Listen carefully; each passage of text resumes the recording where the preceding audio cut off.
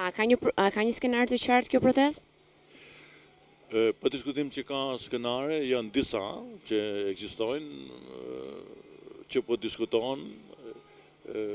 ide, propozime, mundësi se kjo protestë jetë ndryshe për tjerëve. Pra, kjo është e reja, kjo është nuk do të ketë tashme ato fjalimet tradicionale të cilat rëndom janë bërë të pëzditshme, por do të ketë ide interesante për ta treguar zemërimin në një formë krejt tjetër, me forma nga më të ndryshmet, të cilët do të jenë surprizë. Për hir të realitetit nuk është që unë kam një informacion të detajuar se si jam, se nuk po flasim me skema, por di që po diskutohen variante nga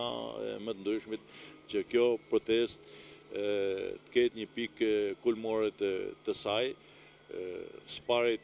do të ketë një sensibilizim të gjithë faktorit ndërkombëtar, të gjithë mediave që në Shqipëri ka një problem, dhe problemi nuk është i vogël, se ka